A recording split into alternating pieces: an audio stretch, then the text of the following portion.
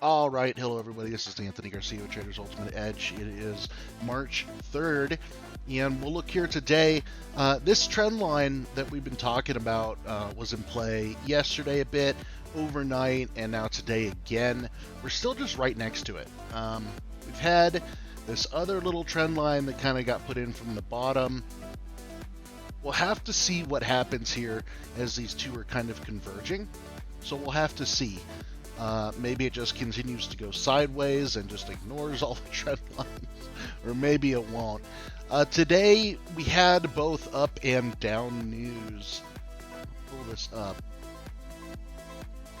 So to start the day, we had some poor manufacturing numbers, basically everything below estimate, and that's kind of what brought us down right here. And let's see, we had a short trade over here. We did have a long earlier in the day up here, but we only entered a tier 1 and it stopped out, so it's no problem. Down here, we got into a short, entered here on the bounce back up above the trend line, and then it fell, took profits, fell, took profits, fell some more, and ended up taking profits. We took profits here at the pivot. That's right, because it kept going a little bit. So that was a pretty decent short, and we reopened some swing trades. We're still short on the defense sector, which should fall as we get more news out of Ukraine, and that's what happened over here. Now this made it pretty obvious that algos were really in charge today. They saw the word ceasefire and immediately jumped the market about 30 points. Well, the ceasefire was taken out of context. It simply meant there's going to be a corridor for civilian evacuations, and everybody agreed to a ceasefire in that corridor. So the algos just immediately buy the market, and hopefully they got stopped out. I think they would have got stopped out somewhere.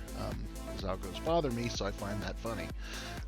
So anyway, I think that's what happened there. And then here at the end, this drawdown here at the end coincided with the Ukrainian ambassador or somebody out of Ukraine saying that we're going to have to hold a third round of talks because this round did not yield the results that we wanted.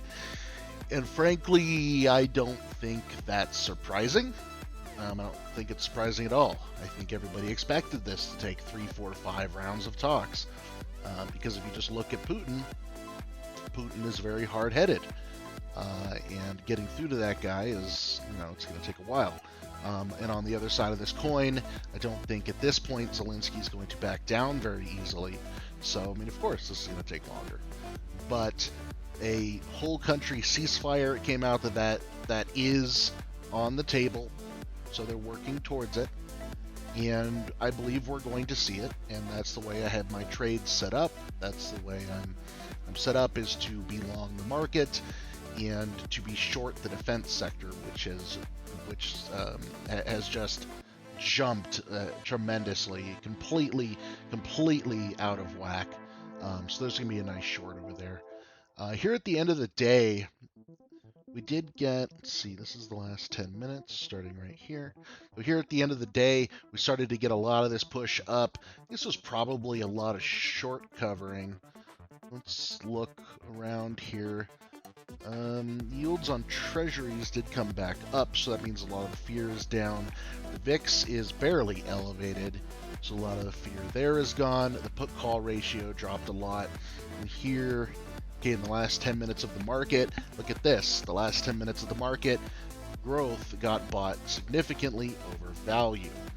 This kind of thing right here, because the whole day value was up. Look at the whole rest of the day. Value's up. Growth starts to get bought there at the end of the market. And I think that was probably a lot of big money closing shorts that they had on these growth names throughout the day and just taking their profits. The fact that they're not holding overnight kind of reinforces my thoughts. Were the area that we're at, we'll go back to this chart, the area that we're at here is in kind of a fair market value range for well, where I think the market should be right now.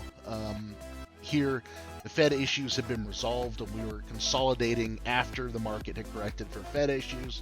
And then up here is where we're going to be once Ukraine gets solved, is my opinion. We've got probably a good 200-point jump after the Ukraine issues, after we actually get a ceasefire.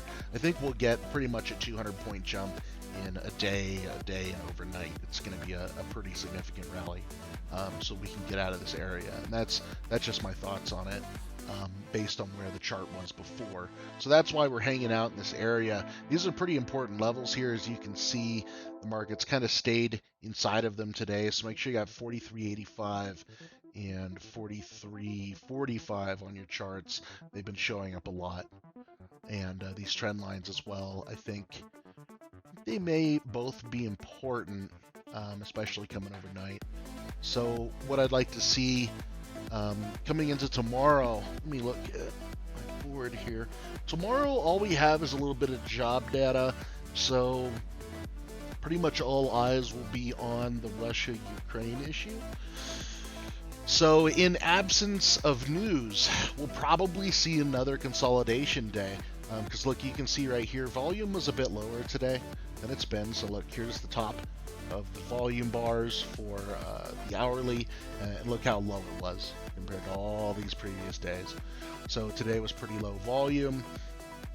It was also a pretty tight range, you can see here, compared to where we've been the previous days. So I would expect another day kind of like this, just reacting to the news as we go into the end of the day on Friday. And as we go into the end of the day tomorrow, that's going to be a different question, whether we risk off or whether there's a rally because people expect some sort of resolution. So that's a different question. We're going to have to address that tomorrow.